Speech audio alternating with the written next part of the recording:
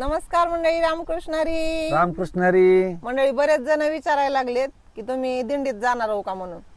अहो मंडळी, नाही जमत. महिना 15 दिंडीत जाऊन पुन्हा इथं रानातलं नानाच्या माझा दुकानात मुठरी भरायचा उद्योग आहे. कोण शेतात बघायचं? टमाटे लावले, त्याला फवारणी, औषध, खत सगळा राडाच आहे किंवा रोज पाणी द्यावं लागतंय, 2 दिवसातून एकदा फवारावं लागतंय, औषधं सोडावी लागते. ती तेवढा कुठं ना कोणाला सांगून जावं पुन्हा. सगळंच नाही सहमत मंडळी. शेतकऱ्याला सगळं हितच म्हणायचं आपली विठू माऊली. कांदा मुळा भाजी अवघी विठाई माझी. इलाज बी नाही की हो. दुसरं कोण असला हाताखाली तरी माणूस त्याच्या भरोश्यावर सोडून जाते. आता दुसरं कोण नसल्यावर तरी एकल पायाचा माणूस असल्यावर काय करायचं मग? सगळंच बघावं लागतंय मंडळी. सगळंच बघावं लागतंय. नाहीतर शेतकऱ्याच्या मागे लई बपीस आहे बघा. बऱ्याच जणांचं त्या दिवशी एका दादानी म्हणले होते की आत्महत्याग्रस्त शेतकऱ्यावर एक व्हिडिओ बनवा. काय या गोष्टीवर कसा व्हिडिओ बनवा, काय बोलावं कळत नाही का. तर ह्या शेतकऱ्याच्या ज्या आत्महत्या आहेत ती बी परिस्थिती त्याला भाग पाडती म्हणायचं. आत्महत्या करण्यावर सोपी गोष्ट वाटते काय मंडळी? तरी बी त्यानं करू नये, ती निर्णय कधीच घेऊ नये. पण परिस्थिती एवढी वाईट येते एखाद्या वेळेस की त्याला ती भागच पाडती तेवढं करायला. हातबल झालेला असतो शेतकरी. कुठल्याच गोष्टी सरकार बी शेतकऱ्याला सहकार्य करीत नाही. असं वाटतं मंडळी की शेतकरी होणं म्हणजे महापाप आहे काय की बघा. आणि राजकारणी लोक अजून काय म्हणते ती मंडळी, शेतकरी कर्जबाजारी कशामुळे होत आहे, तर ती लय मोठं कर्ज काढून पुरीच्या लग्नाला खर्च करीत, कुठं काय न करीत. सगळ्याला माहित आहे शेतकऱ्याच्या पुरीची लग्न किती थाटामाटात झाले होते. ती अगर झाले ते आतापर्यंत. अहो ह्या राजकारणी लेकराची एक वर्षाची झेंजरूट असतात का नाही बारकुली, त्यांच्या वाढदिवसाला जेवढा खर्च होत आहे का नाही त्यातला निमा सुद्धा खर्च शेतकऱ्याच्या पुरीच्या लग्नाला लागत नाही.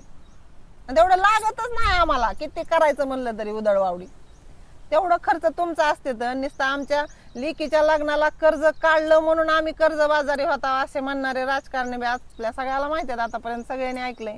पण आता ह्यांना काय सांगावं की त्या शेतकऱ्याला बी त्यानं बी स्वप्न बघितलेले असतात आपल्या लेकीच्या लग्नात ही करायचं ती करायचं.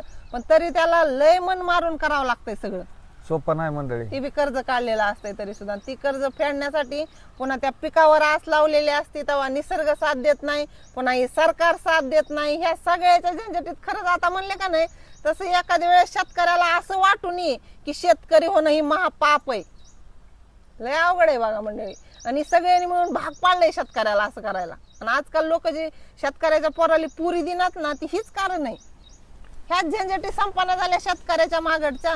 मग जवळ ही सरकार ह्यांना योग्य भाव देत नाही. आज म्हणते त्याच्यावर सबसिडी दिली, त्याच्यावर सबसिडी दिली. सबसिडीची गरजच नाही हो आम्हाला. तुम्ही जर आमच्या मालाला योग्य भाव दिला तर आम्हीच आमचं पिकवायचं, तुमच्या हातात द्यायचं, तुमच्याकडून त्या मालाच्या भावाची बी अपेक्षा आम्ही चोरावून उभारायचं बाजूला. ते सगळं वाटोळं बी करते, ते मालाचा भाव करते. हे बारीक तोंड करून इकडे बघायचं तिकडे बघायचं. लय बेकार कंडिशन बाजारात. पोत्याचं वजन सुद्धा कट केलं जातं. पोत्याचं वजन काय सांगावं आता कोणाला. आणि काय लय अवघड आहे.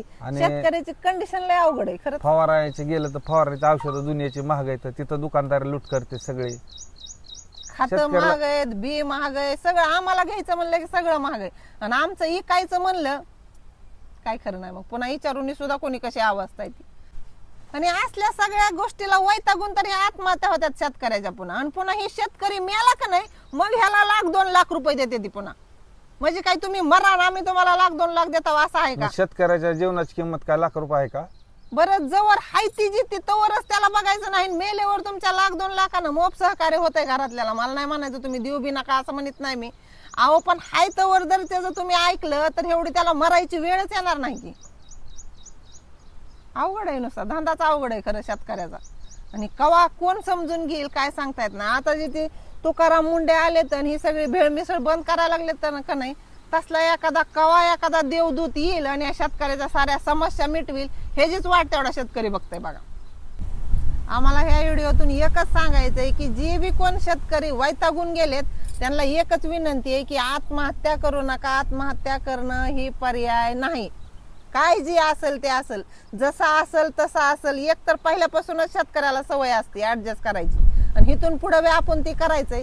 एकच विनंती त्या गाण्यामध्ये सांगितलंय बघा. मंडळी त्या एका गाण्याच्या कड्यामध्ये सांगितलंय बघा, माझ्या शेतकरी दादा ठीक होईल रे सार, काही परित घडो असे नको करू असा विचार, नको करू असा विचार.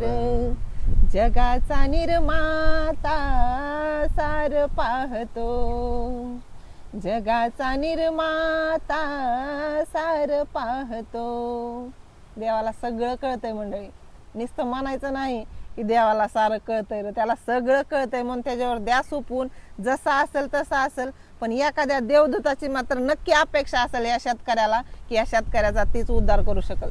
आणि आमच्या या सरकार मायबापाला एकच विनंती आहे की डोळं कान असलं तर जरा कान उघडं ठेवून शेतकऱ्याच्या व्यथा ऐका आणि शेतकऱ्याची कहाणी कथा बघायला आणि बांधावर उभा राहू नका. त्याच्या रानात जाऊन बघा किती कष्ट करावं लागत आहे ती. आणि जेव्हा त्या मालाला भाव नाही मिळाला का नाही त्याची तळमळ एवढी आहे की अहो कुणी सुद्धा सुखी राहू शकणार नाही हो या शेतकऱ्याची जर तळमळ एकदा लागली तर.